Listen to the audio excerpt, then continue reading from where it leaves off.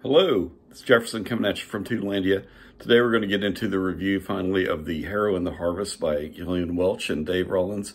Spoiler alert, it's fantastic. See you on the other side.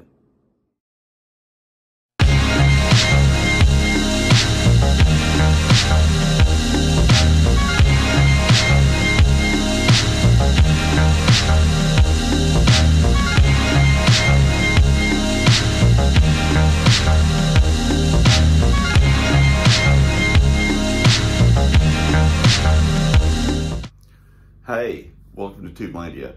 So we're going to talk about this Harrow The Harvest tape. Little background on Gillian Welch and Dave Rawlings. They're a singer-songwriter team. They've been making music since the early 1990s. Essentially, they're an alt neo-country group in the spirit of old-time mountain music of Appalachia, but they actually use their style as that style as a base or template to do their own interpretation. Their music is at once familiar and unique and rewards the listener with repeated listenings. Now I see the bones in the river, and I feel the wind through the pine. And I hear the shadows are calling to a girl with a dark turn of mind.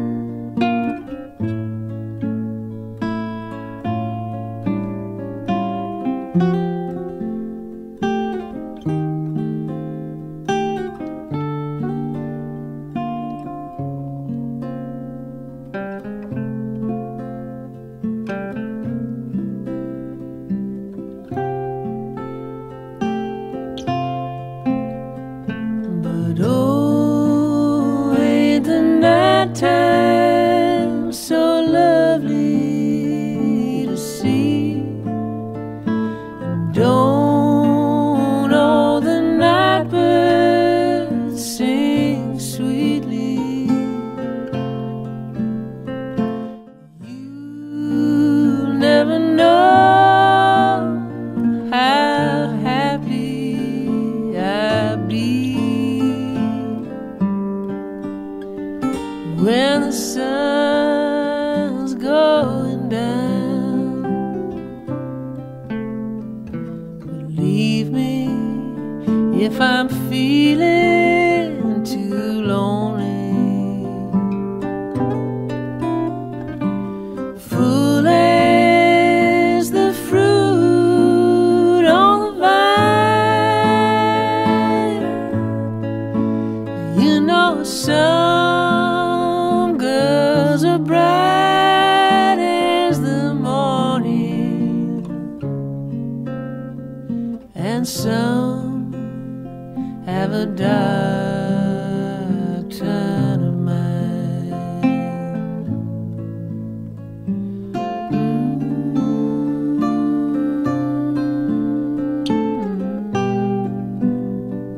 Little background on me.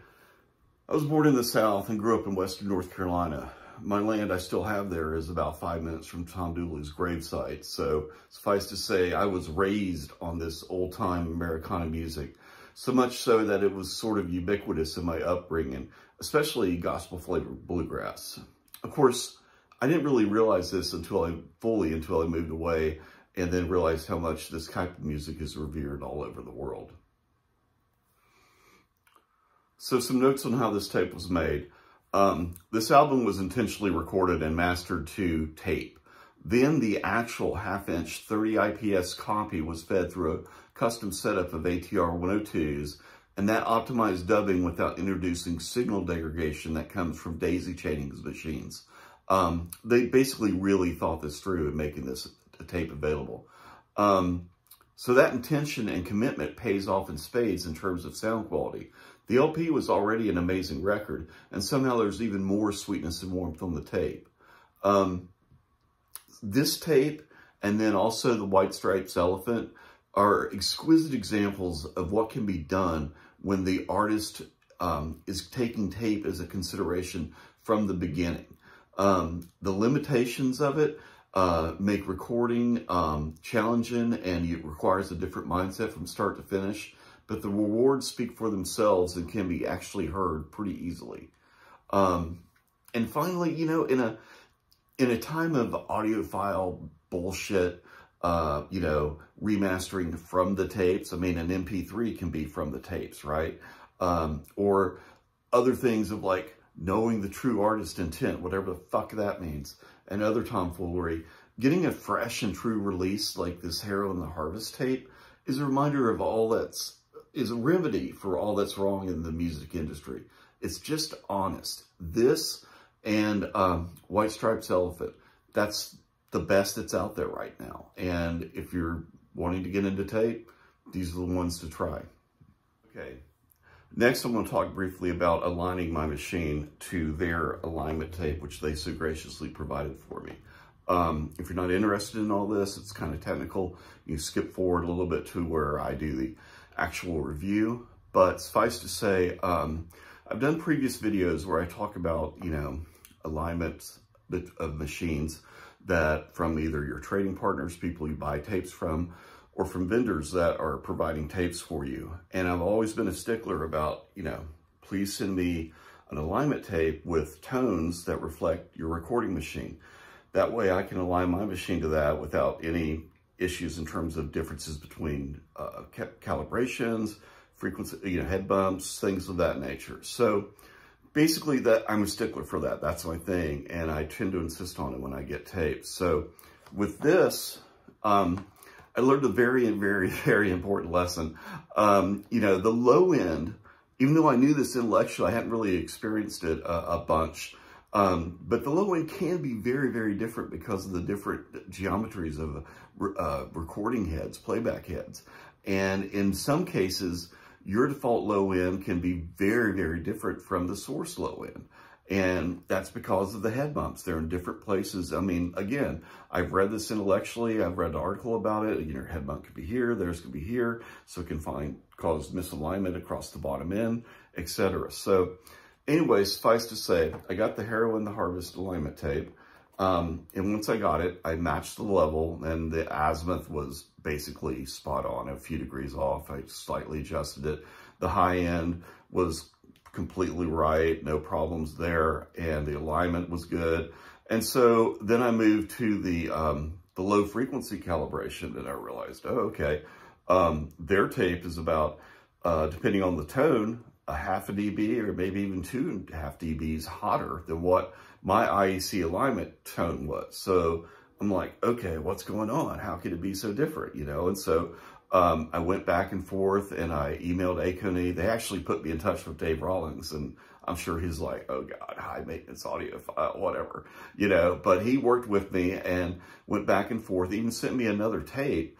And we realized basically everything was good. It's just that, you know, our machines were that different, even though they were the same type of machine. So I'm like, this is crazy. I just never experienced that before. So I went and got, you know, a couple of different full frequency tapes, which I checked, and my response was flat across the board. And then I thought, well, I'll just re-record the low end and just check, you know, and I re-recorded my tones across the low end. It's still flat, still checked.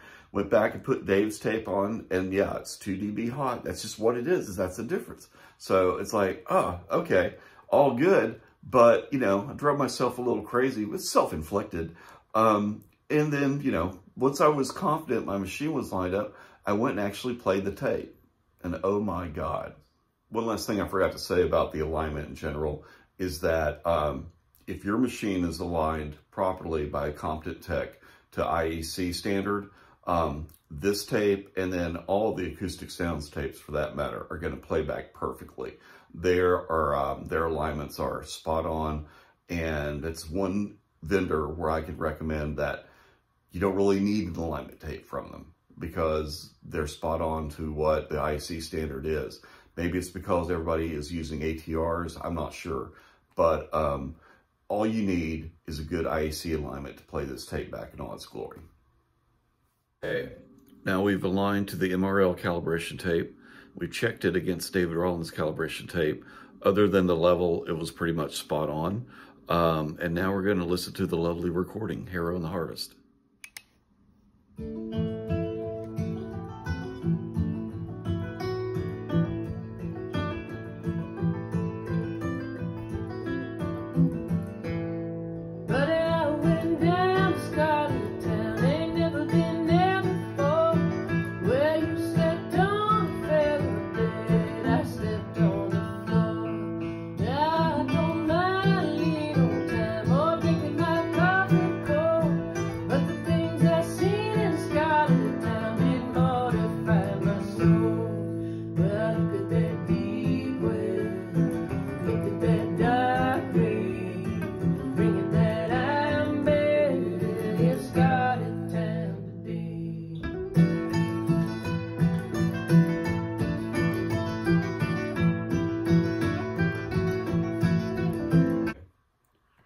Now to the tape sound quality itself.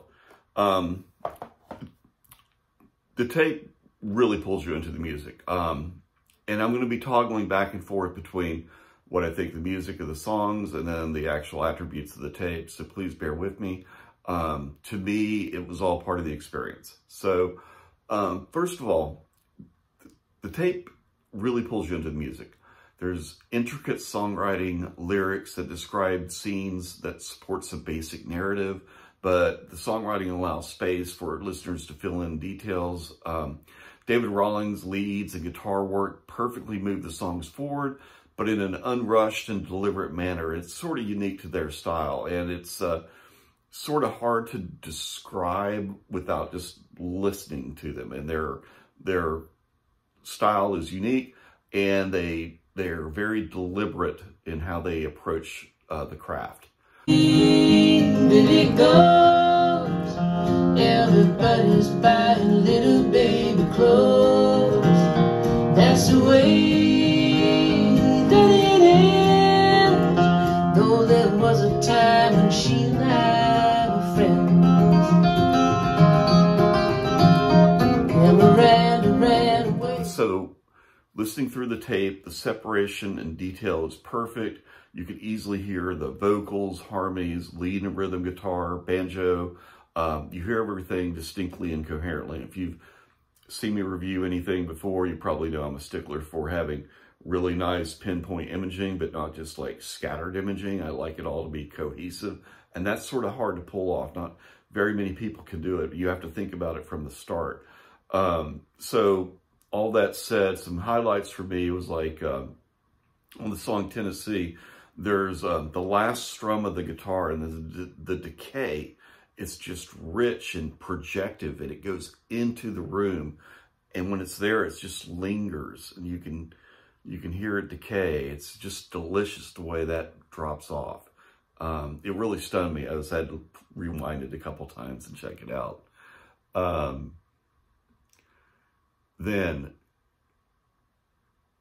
getting down along the Dixie line, it kind of reminded me of a Tom Wolfe narrative, you know, you can't go home again. And as a Southerner, I was raised on bluegrass, old-time music, and it really resonated with me, and it makes me miss my folks in North Carolina and all over the South for that matter.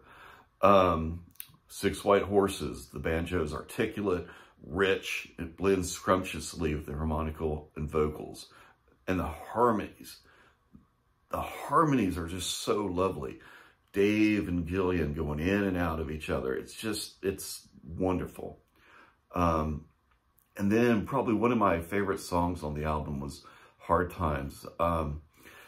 It's a strong song. It's a perseverance against some dark and raw circumstances. You know, a man and his mule saying, we're going to make it yet to the end of the row. But later, you know, life catches up to him. The mule is lost, the day is gone, and that hopeful refrain, hard times, they ain't gonna rule my mind no more. That still is there. And it's just hopeful, even in amidst all that darkness. With the tape, the imaging was distinct and cohesive, and hearing all the guitars, the voices, the harmonies within the song, the context, the lyrics, it was almost overwhelming for me. So the bottom line is that the Ultratape is the definitive document of this album.